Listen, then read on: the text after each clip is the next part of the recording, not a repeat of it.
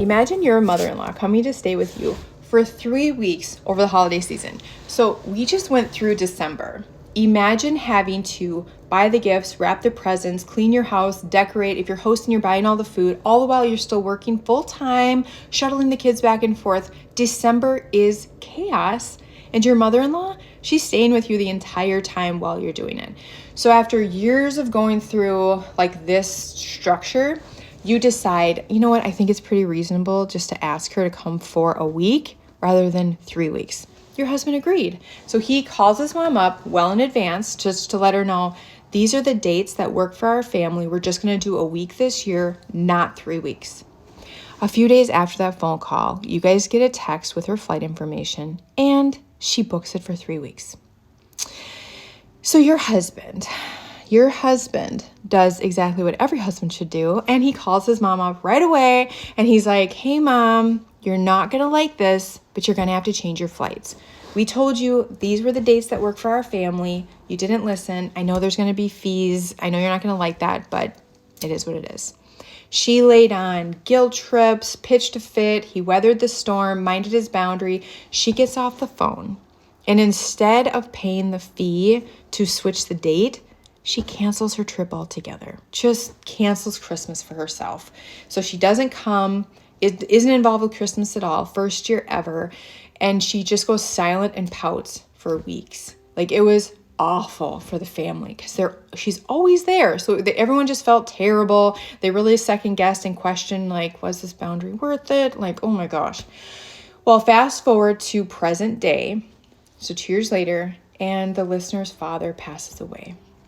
So he passes away, and to really understand the family dynamics, the listener and her family have included her mother-in-law this entire time.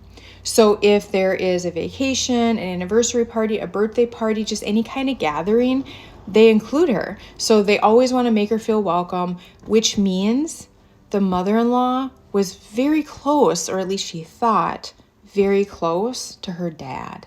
And just the fact that they've always like welcomed her with open arms, you know, you would really expect quite a response to the loss of her dad. And what she got was silence. She didn't get anything. There was no acknowledgement that she lost her dad. There was no call, no card, no flowers, not even a text, not to her or her mom, who's a fresh widow.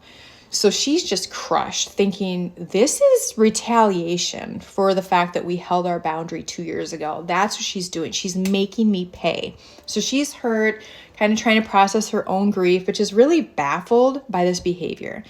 A few weeks go by. Her husband finally calls his mom and says, hey, this is why she's hurt by you. The mother-in-law is shocked. She calls her up right away and she's like, listen, I need to tell you, I am so sorry. I am not comfortable with death. When someone dies, I don't know what to say and I just go silent. So I'm very, very sorry. So the listener is on the phone and she's like, okay, well, yeah, it's been really hard. You know, I lost my dad. And then when you didn't show up for me, like it was really hard for me. It really hurt me. So she started to go into the actual discussion and her feelings about the loss of her father, the fact that he died, and how much the mother-in-law really hurt her. So just kind of like pressing into that discomfort. And on the other end, like she got done with talking, and on the other end, she's just waiting for her mother-in-law to comfort her, like to just say something. And she got silence.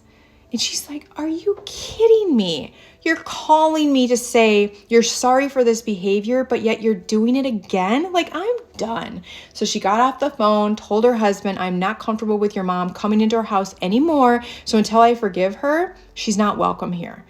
Then she reached out to us and she's kind of looking for advice. Like, where do I go from here? Okay. So first of all, having lost my father, I know that pain. So I just want to say, I know it cuts deep. I don't care how old we are. It's very painful. So I'm really sorry. Second, there are so many people that are not comfortable with the topic of death.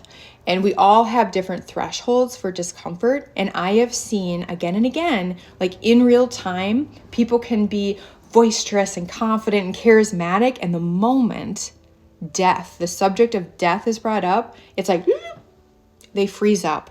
They just completely lock up. They are terrified of the unknown. They fear death itself, and they don't want to be abandoned. Like if they lose their loved ones to death, like it just scares them and they don't know how to handle it. They can't process it. And so they freeze. Now, going back to your mother-in-law, she told you, I'm sorry.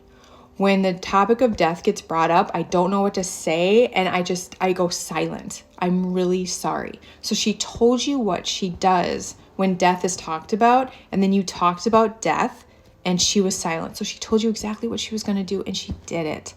So for me, if this happened, I would set an internal boundary knowing that my mother-in-law is not the person I go to for comfort, especially around serious, intense topics like death. Like I would expect to get comfort from somebody, and she just can't do that. And she's telling me I'm not the person for that. So I would know that going forward. That's like your internal boundary.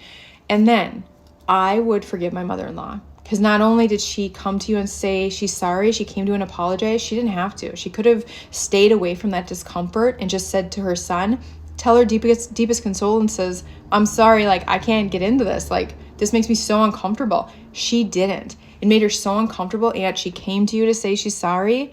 That means she cares about the relationship. I would forgive my mother-in-law, and I would forgive her for myself, because I bet you right now, if somebody in your family brings up your mother-in-law's name, I bet you get upset.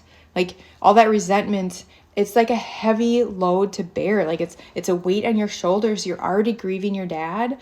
You don't need this.